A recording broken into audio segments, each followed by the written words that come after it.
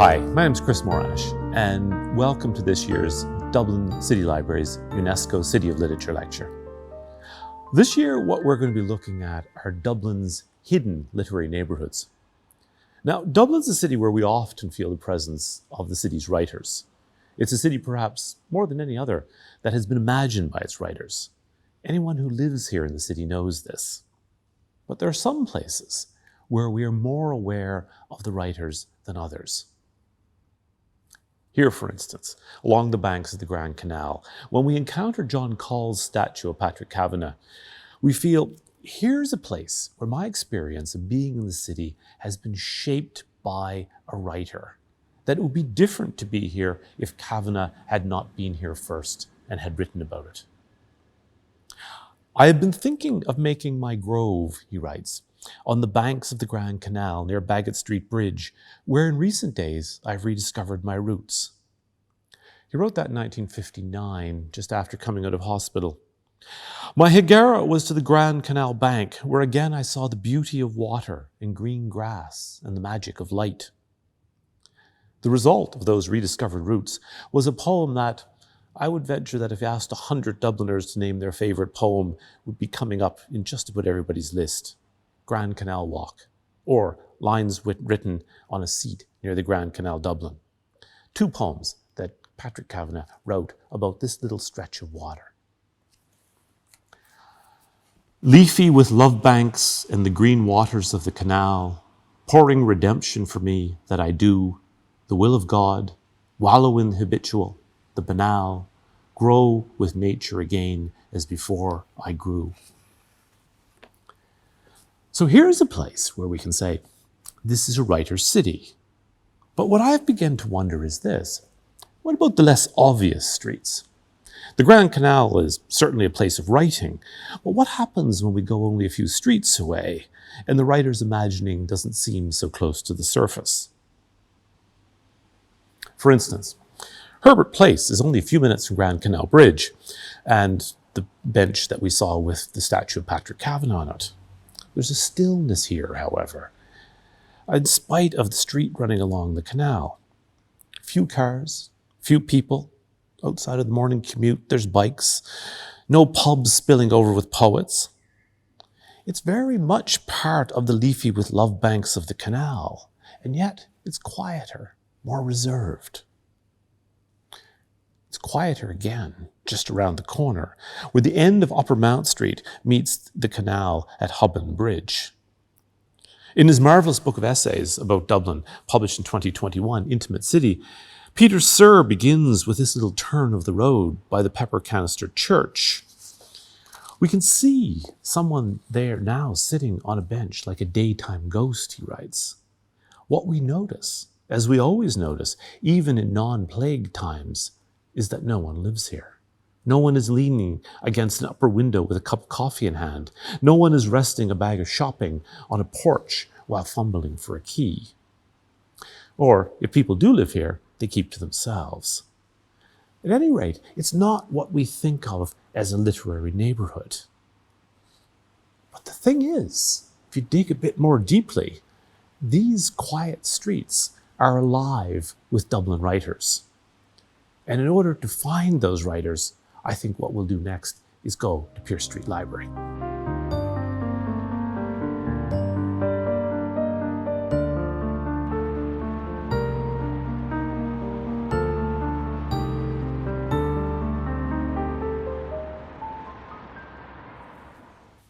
I've pulled a few books off the shelf to help us take a peek behind the shutters and doors around Herbert Street, to see the writer's city that's there, hiding in plain sight, as it were.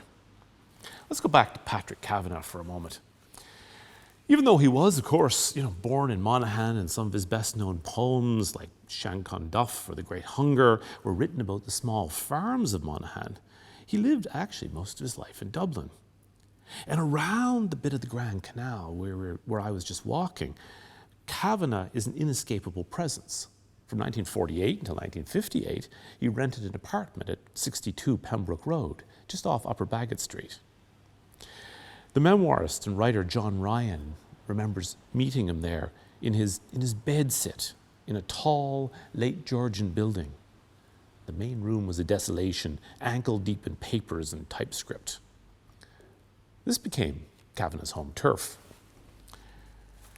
"If ever you go to Dublin town in 100 years or so," he writes in the 1953 poem of that name, "inquire for me in Baggot Street and what I was like to know."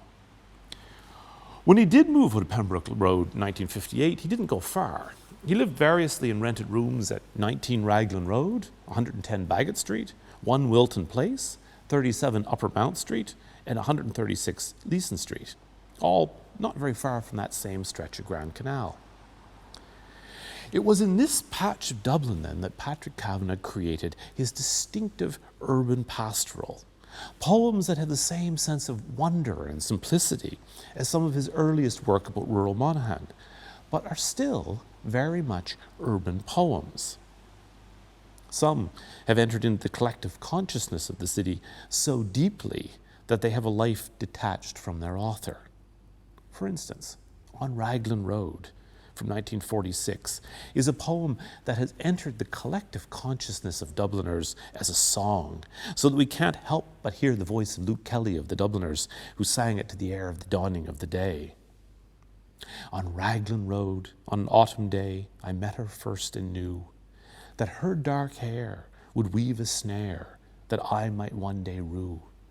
I saw the danger, yet I walked along the enchanted way, and I said, let grief be a fallen leaf at the dawning of the day." Between being sung and being recited, this poem has become part of the memory of Dublin, and we hear it bubbling up in all sorts of unexpected places. Paula Meehan's poem, Home, about a very different Dublin in 1996, has a line that echoes Kavanagh's. "On Grafton Street in November, we tripped lightly along the ledge," which is Kavanagh's line, becomes for Meehan, "On Grafton Street in November, I heard a mighty sound. A travelling man with a didgeridoo blew me clear to Botany Bay." Patrick Kavanagh's Grand Canal poems seem to contain the secret of a redeemed city, where it's possible to wallow in the habitual. For this loneliest of gregarious writers, the canal is a kind of elongated park that finally offered a way of being alone in a city that was not the same as being lonely. Somewhere where the place itself was a sufficient consoling presence. Paula Meehan's not the only poet in whose work Kavanagh's Dublin echoes. What's probably one of the best poems by the much beloved Brendan Kennelly, who passed away in October of 2021, is set here. Like Kavanagh, Kennelly was from rural Ireland, North Kerry in his case, but he lived most of his life in Dublin, and he wrote about it. This is the beginning of his poem, Begin. "Begin again to the summoning birds, to the sight of light at the window. Begin to the roar of morning traffic all along Pembroke Road. Every beginning is a promise, born in light and dying in dark, determination and exaltation of springtime, flowering the way to work." And the poem ends with those resonant lines, "Something that will not acknowledge conclusion insists that we forever begin." However, even before Kennelly wrote this poem, the area around Baggot Street Bridge had such a presence in the city's literary imagination that it had acquired a name, Bagatonia. Now, what's perhaps most remarkable about Bagatonia is that even though it was in the center of the city, near the seat of government, it feels like a village, although it's not one that we'll find on any municipal map. "The boundaries of Bagatonia are mysteriously fluid," observes the novelist John Banville in his personal memoir of Dublin, Timepieces, from 2016. "It's a matter of associations," says Banville. He says, "The leafier lower stretch of Percy Place is certainly part of it, and the western end of Lower Mount Street, where it runs into Marion Square, are characteristic examples of Bagatonia. But the street itself, Lower Mount Street, is not. Such are the enigmas of urban life." In general terms, however, let's say Bagatonia follows the Grand Canal from Percy Place across Baggot Street Bridge, up Mespel Road as far as Leeson Street Bridge. Where Baggot Street cuts across the canal, it forms a second axis, extending along Lower Baggot Street as far as, but not into, Stephen's Green, but certainly up to 13 Fitzwilliam Place, where in the 1950s there was an infamous Bohemian warren of basement flats known as the Catacombs, which feature quite prominently in J.P. Dunleavy's 1955 novel, The Ginger Man. It was here that Anthony Cronin, Brendan Behan, and others lived and often drank. What interests me equally, however, is that there are many writers who lived and worked in these streets who were not part of the literary pub scene of the 1940s and 50s, but nonetheless inhabited this part of the city. The Waterford-born playwright, for instance, Teresa Deevy, had a flat at 16 Waterloo Road all throughout the 1940s and 50s. She was friendly with the painter and playwright Jack B. Yeats, brother of William Butler Yeats, who lived around the corner at 18 Fitzwilliam Square. Yeats was next door neighbours to the great Irish naturalist Robert Lloyd Prager, who lived at number 19. If you go out of Fitzwilliam Square in the direction of the Grand Canal, you come to Lad Lane, which is where the novelist and short story writer Mary Lavin had a flat at number 11. Now again, we associate her mostly with rural Ireland. She lived in Bective, County Meath, and her best-known collection of stories is called Tales from Bective Bridge. But she still kept the flat in the city, and it's where she did much of her writing. Colm Tobin recalls that in 1972, when he first came to Dublin, he said, "You could see Mary Lavin in the city, in Bewley's, in Grafton Street, or in the Country Shop restaurant, or in the National Library." Now, apart from being supplied with a canal, a bookshop, there was Parsons' bookshop right on the bridge itself, and a quantum of pubs, Bagatonia had its own publisher. In 1951, Liam Miller opened what would be one of the most important literary publishers of the 20th century, the Dolman Press, at 23 Upper Mount Street, just around the corner from the Pepper Canister Church. He later moved his premises around, closer to the canal, to 8 Herbert Place, and he lived nearby at 94 Lower Baggot Street. Gaunt and bearded as a Talmudic scholar, Liam was a book designer and printer of genius, the poet John Montague later wrote. Among Dolman's many publications was an early series of the journal Poetry Ireland. When the title was revived in 1967 as Poetry Ireland Review, it settled into premises in 44 Upper Mount Street, which also housed a library named for Austin Clarke. And it was here, in Upper Mount Street, that a young John Banville first lived when he moved to Dublin from his native Wexford. He was staying with an aunt who had a flat there. I arrived in Dublin toward the end of the McDade age, when the literary topers and talkers were on their last legs, he writes. Kavanagh, who was by then visibly dying, would sit for hours on the steps outside the house where my flat was, and he would glare at the offices of Dolman Press across the road. Later, Banville would give his literary pathologist detective Quirk, who appears in the Benjamin Black novels, the flat that Banville himself shared with his aunt in Upper Mount Street, although Banville admits that he smartened it up considerably.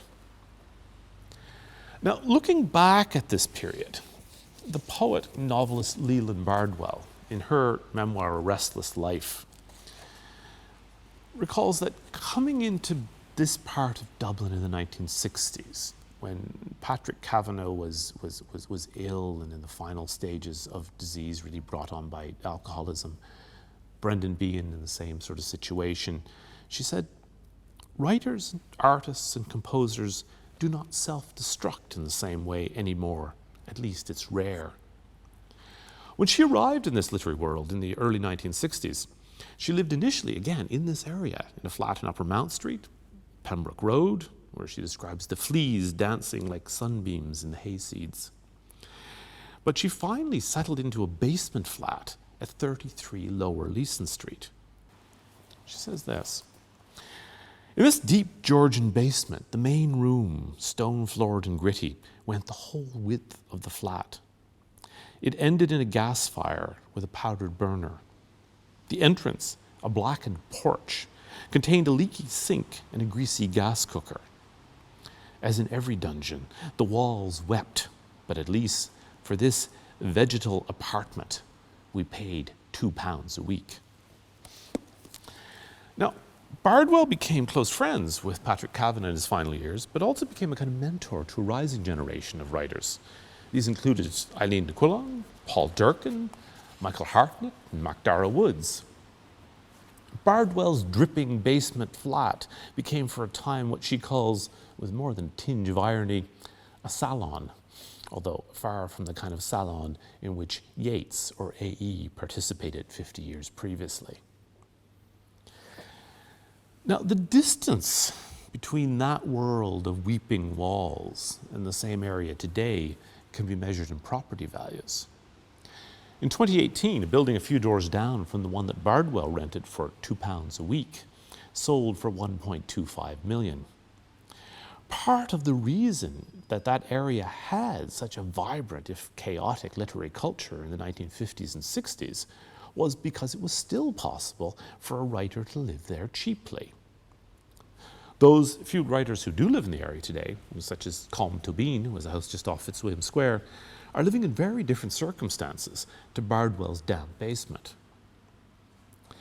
It was the fact that rent here, in what is now some of the most expensive real estate in the city, was so cheap, was one of the things that then allowed creativity to flourish in so many ways. Bagatonia, at its peak, had two financially non-viable but adventurous theatres.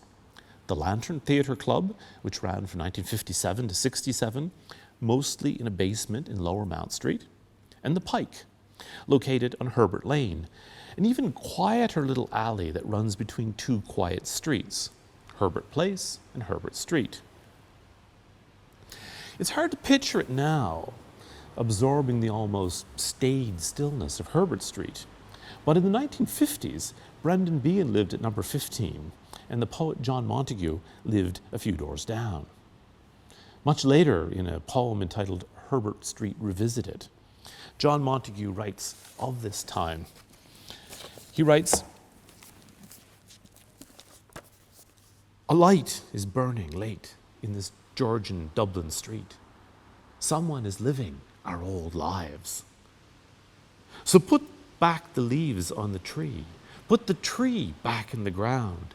Let Brendan trundle his corpse down the street singing like Molly Malone." Montague later commented of the neighbour. He said, "You couldn't shovel a load of coal into a basement without disrupting an avant-garde play." Now, although it only lasted from 1953 to 1961, the Pike Theatre, there in Herbert Lane, holds an important place in Irish theatre history. With a tiny performance space and only a 55-seat auditorium crammed into a converted coach house with the yard covered over to make the auditorium, the Pike was the creation of Caroline Swift and her husband, the director Alan Simpson, to give, as they wrote, theatre-goers opportunities to see more of the struggle going on at present in world theatre.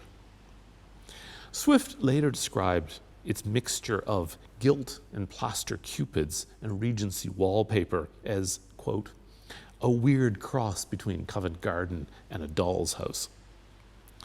But it was in this theatre, in 1954, November 19th, that Brendan Behan's play The Queerfellow was first performed. And it was here that the Irish premiere of Samuel Beckett's Waiting for Godot took place on October 28, 1955, only a few months after its English language debut in London. Having run for 2 years in Paris in a théâtre de poche that is little bigger than the Pike, it is ideally suited to our resources, wrote the Pike newsletter. Now, Beckett, at this point, had been living in Paris for quite some time, but he remained in close contact with friends in Dublin. So when Alan Simpson from the Pike wrote in late 1953 asking if he could stage Waiting for Godot at the Pike, Beckett replied to say that he was still in the process of translating the play, which he had originally written in French. He said, translating it into English as literally as I could, but he doubted that it would be able to be staged in Dublin because of what Beckett referred to as certain crudities of language. Now, Alan Simpson took this at face value and considered the translation that Beckett sent him as a work in progress. And his immediate reaction was to play the two tramps in Waiting for Godot, Dee Dee and Gogo, as Dublin characters. So, Alan Simpson set about doing something that today would seem unimaginable because Beckett's plays are quite famously conformed to the script. Alan Simpson set about rewriting Waiting for Godot, writing it into Dublinese, if you like. So, when Vladimir speculates that the largely mute character of Lucky would be, if he got going all of a sudden, the script says, we'd be bollocksed. Simpson amended this to the uniquely Dublin word banjaxed, which means more or less the same thing, but you'd only find it in Dublin. Estragon's suggestion about Lucky, suppose we gave him a good beating, in Beckett's words, became, in Alan Simpson's version, what if we wired into him? Likewise, the suggestion that they find new names for Lucky's master, Pozzo, would be amusing, it's Beckett's word amusing, became in Simpson's, it'd be gas. Now, by contrast, Simpson cast an actor with what he described as a rich, fruity Anglo-Irish voice as Pozzo, who he dressed in a tweed jacket and cape and played him as an Anglo-Irish or English gentleman. Now, a tree, a country road, evening. It may not have looked like Dublin, but in 1955, Waiting for Godot at the Pike certainly sounded like Dublin. They seem to have done a good job at the Pike, Beckett wrote from Paris to a Dublin friend. He said, in spite of Simpson's minor improvements with the text. The whole affair is so simple, wrote Beckett. And it really was. I mean, this production in 1955 was an exemplary case of, as Beckett put it, finding no symbols where none intended. But the other thing that happened was that in the Pike Godot, the sound of a Dublin voice made what was at the time a really challenging piece of avant-garde literature into part of the fabric of the city. Now, you have to remember, in 1955, audiences found Waiting for Godot almost incomprehensible. Audiences walked out. Vivian Mercier wrote in the Irish Times about people being puzzled by a play in which nothing happens twice. But in Dublin, it became part of the fabric of the city. The quintessential Dublin comedian, Jimmy O'Dea, introduced Godot into his routines in the Gaiety Theatre. Tramps Waiting for Godot began to feature in cartoons in the Dublin newspapers. And the Pike actually had a hit on its hands. So much so that Swift and Simpson had to actually rent a bigger theatre, the Gaiety Theatre, the following March and embark on an Irish tour. Patrick Kavanagh went to see it, of course. He only lived around the corner. And he praised it in the Irish Times because of its, what he called, its awareness of the peculiar sickness of society. Brendan Behan not only saw Waiting for Godot, he joined in one evening. Sitting in the back of the auditorium, by his own admission, having had a few jars, there's a part of the play where one of the tramps is talking about the possibility of hanging himself. And he says, well, if I hung myself and the tree broke, how would you hang yourself? And he says, when you're dead, who will pull the rope? And Behan was in the back of the stalls with a few jars under his belt, and he said, I will. The streets around the Pike also had a deeply personal significance for Beckett. I had 2 dreadful months in Dublin this summer, he wrote to a friend in December of 1950. I hope I shall never go back there. My mother died in July. Beckett's mother, May, had suffered from Parkinson's disease, and she spent her final 2 months in the Marion Nursing Home at 21 Herbert Street, 6 doors down from where Brendan Behan would live, and backing on to Herbert Lane, where the Pike is located. The location appears in Samuel Beckett's 1958 play, Krapp's Last Tape, in which an elderly man, Krapp, sits listening to recordings he has made of himself every year on his birthday, flicking at random between moments in a life. At last he comes upon a tape in which he finds his younger self describing the house on the canal where mother lay dying. The memory is tied to the experience of sitting on a bench by a weir from where I could see her window, where I sat in the biting wind, wishing she were gone. And he recalls throwing a ball for a dog, waiting for the blind on the window of the nursing home to be lowered, which would be customary when someone died. I happened to look up, and there it was, all over and done with at last. I sat on for a few moments with the ball in my hand and the dog yelping and pawing at me. Moments, my moments, her moments, the dog's moments. In the end, I held it out to him and he took it in his mouth, gently, gently. A small, old, black, hard, solid rubber ball. I shall feel it in my hands until my dying day. I might have kept it, but I gave it to the dog. Now likewise, Thomas Kinsella would live most of his life in this area around the Pepper Canister Church, Percy Place, Herbert Place. He first rented a room in Baggot Street, but he eventually bought a house at 47 Percy Place. Kinsella was also somebody who kept his distance from the literary pubs that people like Patrick Kavanagh frequented. His poem Open House describes a typical Dublin literary pub as an overcrowded sty. But his poetry returns again and again to this area around Percy Place, Herbert Place, the Pepper Canister Church. His 1958 collection, Another September, contains a haunting evocation of the area at night, Baggot Street, Deserta. He would revisit the area in other poems from the collection Poems from the City Centre, 1990. This includes poems such as The Stable, about a stable that once existed in Percy Lane, The Bell, about the bell on the Haddington Road Church, Disturbing the Sanctuary Lamp, Cup of Blood, Seed of Light, Hanging Down from the Dark Height. And he would actually name the poetry press that he founded after the Pepper Canister Church. But I want to finish up in this part of the city by bringing us back toward the canal, to Herbert Place. For all the writers who wrote and performed plays and published poetry in this area around the Grand Canal and Pepper Canister Church, the only one actually to have been born here is Elizabeth Bowen.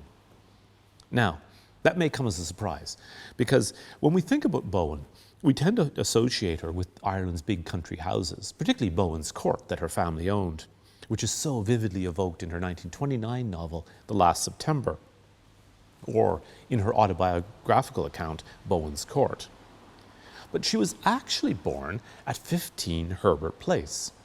Like many families with large country estates, at the time, Bowen was born in 1899, her family had a Dublin address. And so Elizabeth Bowen was born in what she describes as that row of smallish, light brown Georgian houses with high steps fronting on the canal.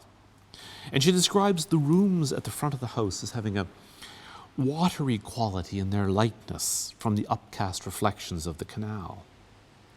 Her earliest memories are of that light and of walking through Dublin with her governess. And she vividly recalls this in her wonderful memoir, 7 Winters. On my walks through familiar quarters of Dublin, she writes, I looked at everything like a spy. Now, Bowen's Dublin in her memoir radiates something like a human personality. She goes on walks with her governess, and the Georgian squares appear to her cryptic and austere. Even along the verges of Stephen's Green, there were canyon-like streets that produced a charnel fear of grave dust and fungus dust. At junctures, the child's sense of the city as somehow sentient emerges with the mature writer's awareness of historical change. Often, she writes, I felt a malign temper at work. Stories of gloom would add themselves to the houses till these shut out the sky. The street tautened and the distances frowned. Walking down Upper Mount Street or Lower Baggot Street, I had at once the feeling of being in the wrong, and Leeson Street became a definite threat. The tyrannical grandness of this quarter seemed to exist for itself alone.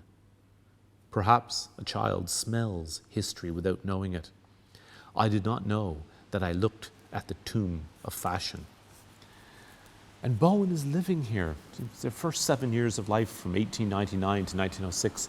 She's living in this part of Dublin, just as the wealthy families who had built these houses around the canal were moving out and the buildings were turning into offices and were being broken up into flats, the same flats that people like Brendan Behan, Patrick Kavanagh, and so many others would move into. So for Bowen, Upper Baggot Street was not where you went to Searson's pub for a steadying morning drink. It was where you went shopping with your governess, where everyone not only had manners, but time. We nearby residents made this our own village. And yet this Dublin neighbourhood of crinolined governesses and polite children occupies the same streets in which Brendan Behan, who would later live one street away from where Elizabeth Bowen was born, would come roaring home at dawn singing obscene ballads. In fact, had the young Elizabeth Bowen been able to look out her nursery window at 15 Herbert Place, directly down into the lane behind her, Herbert Lane, she would be looking down into where the Pike Theatre would be located in the 1950s. The reason Herbert Lane exists at all was to provide people like the Bowens with somewhere to stable their horses.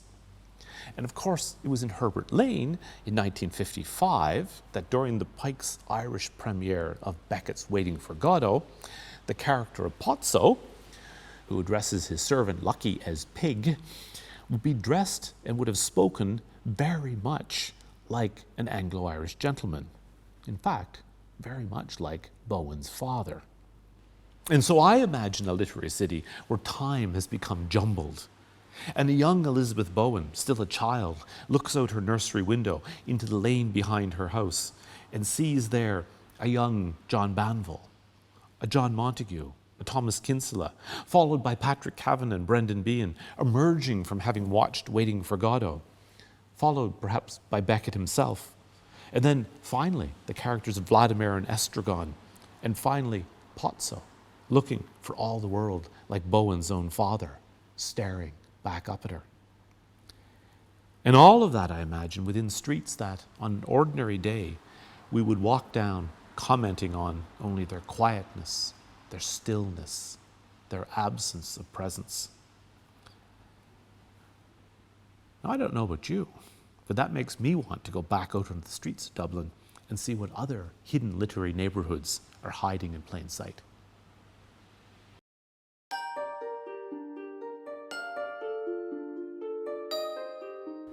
If the bank of the Grand Canal, just beyond Baggot Street Bridge, is one of the places in the south side of Dublin where we feel the presence of Dublin's writers, its counterpart on the north side must be number 7 Eccles Street, home to Leopold and Molly Bloom in James Joyce's Ulysses. Now, of course, the irony here is that it no longer exists. It was approximately here on the northeastern side of the street where the Mater Private Hospital is today. Now, this whole part of Dublin is Joyce country. The first story in Dubliners opens with the narrator looking up at the lighted square of the window of a house in Great Britain Street, which is now Parnell Street. In the second story, in Encounter, we're told that the narrator's friends went to 8 o'clock Mass every morning in Gardiner Street. The next story, Araby, begins with a description of a nearby street. North Richmond Street, being blind, was a quiet street, except at the hour when the Christian Brothers' School was set free. The Joyce family actually lived at number 17 North Richmond Street from 1894 to 1898, and they rented rooms earlier on Hardwicke Street, which is where the boarding house is set, and they later moved not too far from Richmond Street to 32 Glengariff Parade, which is just behind Mountjoy Prison. Now, we could make a number of literary connections here from Glengariff Parade. Glengariff Parade runs down the side of Mountjoy Jail and connects with Inishfallen Parade, which is where Sean O'Casey's family lived for a time after moving from Dorset Street, where he'd been born. But I'm going to go in a different direction. If we go back up North Richmond Street and take a slight turn, we come to North Richmond Cottages, which is now where there's a marvellous mural by the street artist Shane Sutton of Brendan Behan. And I want to keep Behan in mind because he's going to reappear here for us on the north side. But let's go back first to Eccles Street. If we start at number 7 Eccles Street, or at least where it was, and let's explore the streets around it, this most famous of literary addresses. If you walk down Eccles Street, you come to Dorset Street. Walk along Dorset Street, and you come to Blessington Street. Walk up Blessington Street, there's a little bit of Berkeley Street, and you come to Nelson Street, which will bring us back around to Eccles. So there's our little loop. Doesn't seem to be an area that's rich with literary memories. But let's go back to the library and have another look in the shelves, because I think what we'll find is that this part of the city is just as rich as the area that we looked at on the south side.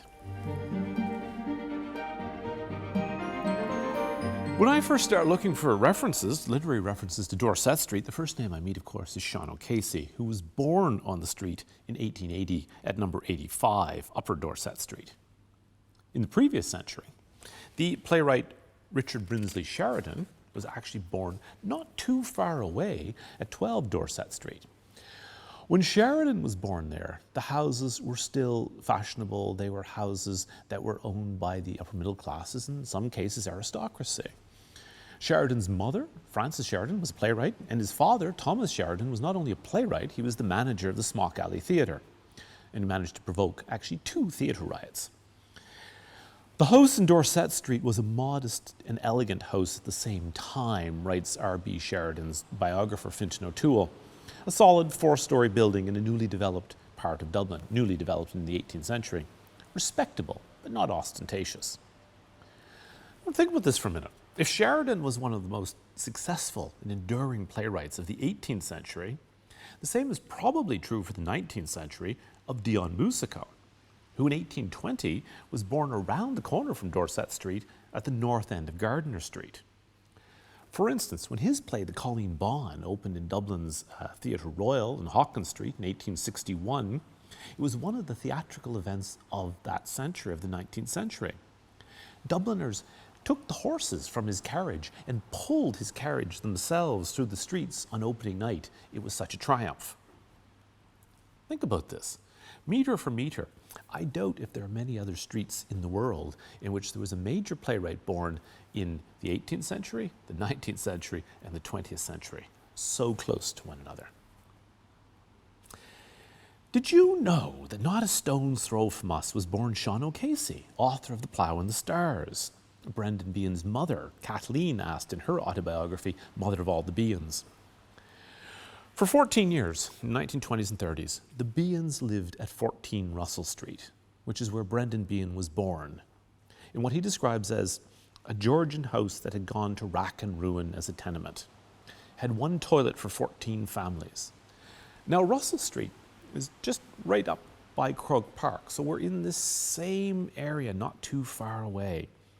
He was the first actual writer I saw, the poet Paula Meehan recalls. My father pointed him out to me. He was staggering from Murray's public house on Sean McDermott Street. A great writer, but a terrible messer, was my father's verdict. I don't want to give the impression that Russell Street was the worst slum in Dublin, Kathleen Behan would later note. But she said, in fact, it was more on the fringes of slumdom, though heaven knows nobody today would put up with the conditions there. For all the overflowing lavatories and fights between drunken old bowsies, I was living like a queen compared to the people in the Diamond. Now, this is Behan's home territory, this area around Russell Street, around the Royal Canal, and coming down into Dorset Street. He actually moved out of there when he was 14. The house in which he lived, the tenement, was condemned. It had been owned by his grandmother, and the family were moved to Crumlin. Here's Kathleen Behan's account of this. She describes Eamon de Valera building new housing estates in Crumlin in the 1930s. He built those great housing estates like something you'd see in Siberia, she wrote. It was a terrible thing to move half the city out to the sides of mountains without schools, buses or shops. Out in the slums, we lived a rebellious, anarchic life that didn't suit the new Ireland at all. I think the idea of Crumlin and Kimmage as Siberia as being distant from the city centre seems strange to us today. But for the people, the Behans growing up in the city centre, it seemed to them like they'd been moved, as she says, to the sides of mountains. I remember when we got our notice to get moving, recalled Behan himself, hearing one owl one moaning to my mother, "Oh, Mrs. Behan, Jewel and darling, don't go to Kimmage. That's where they ate their young." 4 miles or no more it was, says Behan, where this cannibalism took place. So for Behan, where he grew up in these streets around Russell Street would become his imaginative territory. And it would be here that he would set most of the plays on which his reputation rests. So The Queerfellow, which premiered in the Pike Theatre in Herbert Lane, actually takes place in Mountjoy Prison, just a few streets over from where he was born. And we know this because at the beginning, a prisoner sings the song The Old Triangle, which goes jingle jangle all along the banks of the Royal Canal, which is literally at the end of Russell Street. But it's his later play, The Hostage, which brings us back to the hidden neighbourhood around Eccles Street. Now, The Hostage is basically, it's about a group of IRA men who take a British soldier hostage, is actually set in Nelson Street, in what the stage directions described as an old house that has seen better days. Now, one of the things that you notice about this play is that all the inhabitants of the house have the kind of nicknames that were once so common in the North Inner City. At one point, an inspector arrives at the door and requests a list of the tenants in the Nelson Street house. The names listed off include Pig's Eye, Bobo, The Mouse, Ropine. And while both these plays, The Queerfellow and The Hostage, are far from plotless, The Queerfellow is set on the night before an execution, The Hostage involves hostage taking, what really drives them is an exuberant delight in character and language. And in this respect, Behan is really what many people thought him to be, the successor to Sean O'Casey. The tenement plays, writes Paula Meehan, of Sean O'Casey were wonderfully affirmative, as I had lived amongst the children and grandchildren of his characters, and I never agreed with the notion that he wrote caricatures. If people have nothing except their personalities, then there is an art to being in the world that might come across as larger than life. I think that's true of O'Casey, but it's also true of Behan. Now, the tenements of the North Inner City in the first half of the 20th century have a continuing life in Dublin's literature. And I could spend days here in Pearse Street Library reading through the literature of the tenements. I could pull down from the shelves, for instance, James Stephen's wonderful 1912 novel, The Charwoman's Daughter. Or, the obvious one, James Plunkett's Strumpet City from 1963. Or I could take a detour by way of theatre to Maura Laverty's play Liffey Lane from 1951, for which the Abbey Theatre's just done an audio production. But I want to save the tenements for another talk. I want to keep to what the writer Iris Murdoch calls the pockets of gloomy respectability that existed in the North Side alongside the tenements. Because just as Elizabeth Bowen was born in the middle of Bagatonia on the south side, the writer Iris Murdoch, who we might not normally associate with Dublin's North Inner City, was actually born in 1919 at number 59 Blessington Street, literally around the corner from Eccles Street. Now, the house is still there, but her family moved to England when she was about 12. At the same time, she continued to think of herself throughout her life as Irish. One of her biographers, in fact, Peter J. Conradi, says, a lifetime's investment in Irishness, visible in every decade of her life, was a source of reassurance, a reference point, a credential, somewhere to start out from and to return to. Now, as I say, this is surprising because Murdoch eventually settled in Oxford, lived the last 40 years of her life there with her partner John Bailey. She wrote 26 novels, 2 collections of poetry, 5 plays, and 5 books of philosophy. So she was very much a kind of Oxford writer, writing novels and philosophy alongside one another. But her 1965 novel, The Red and the Green, is set in Dublin. And in fact, she uses the street where she was born as a home for one of her characters. The character's named Cathal Dume, and his house is on Blessington Street. Let me read you the passage.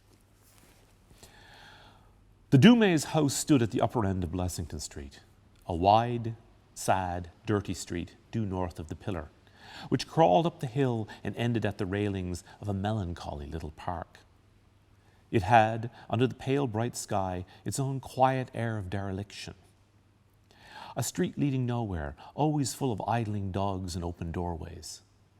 Yet, in form, it closely resembled the other great Georgian arteries of Dublin, with its noble continuous facade of sombre black and red brick, which seemed to absorb, rather than be revealed by, the perpetual rainy light. Looked at closely, the bricks of these houses showed, in fact, a variety of colours, some purplish red, some yellowish grey, all glued together by a jelly of filth to form a uniform organic surface, rather like the scales of a fish, the basic material of Dublin. I think that's a great description of those streets. Now let's remind ourselves, this is Blessington Street, where Iris Murdoch is born, where Iris Murdoch sets this novel, The Green and the Red, or The Red and the Green, where her character Cathal Dume lives. And it runs parallel to Eccles Street, where the fictional Molly and Leopold Bloom live in Joyce's Ulysses. And to get from Eccles Street to Blessington Street, you either go by Dorset Street, in which case we could drop in on either the O'Caseys or the Sheridans, depending on which century we imagine ourselves in, or we could go the other way by Nelson Street, in which case we might run into one of the characters from Brendan Behan's The Hostage, say Pig's Eye. And then we might imagine all these characters, authors, all together, the Blooms, Pig's Eye, Cathal Dume, all together in this little nest of innocuous-looking north side streets, encountering one another, perhaps out for the morning papers. And I think that's what I mean by a city of literature and its hidden light. There's a sequence of poems that Paula Meehan has written called The Lost Children of the Inner City. And she has a line that goes like this. We read our city like an open book. Who was taken and what was took. Spelt out in brick and mortar. A history lesson for every mother's daughter. Dublin's north inner city, perhaps all of Dublin, is best understood, as Paula Meehan intimates here, as a kind of book in which stories of changing lives are written in the bricks, with some lines scratched out, others written on top of them, like a great palimpsest. And as you wander through those streets today, mingling with the ghosts of Sheridan, O'Casey, Behan, Iris Murdoch, today what you'll run across are Vietnamese restaurants, Polish groceries, halal butchers. And as these new Dubliners find a literary voice, they too add to the layers of these streets. So the Sao Paulo-born Dublin poet Rafael Mendes, in his poem 32 Kilo Suitcase, writes, "Before I left home, I packed a 32 kilo suitcase. If I was to come back, what would I pack? A red brick from Henrietta Street, a slang dictionary from the north inner city, Burdock's Fish and Chips, bookshops, books upstairs and chapters, fragments of stories from smokers huddled in doorways." And that's where I want to leave things, with two observations about the way in which our literary city is changing. On one hand, I worry that things like spiraling property prices will change the kind of literary neighbourhoods where Leland Bardwell could rent a flat for £2 a week around the corner from Patrick Kavanagh and John Montague. On the other hand, when I see a young writer like Rafael Mendes bringing his experience into the literary mix, I feel uplifted in the hope that Dublin as a writer's city will continue to reinvent itself as it changes and as we continue to add chapters to the sometimes hidden book of the city of Dublin as a city of literature.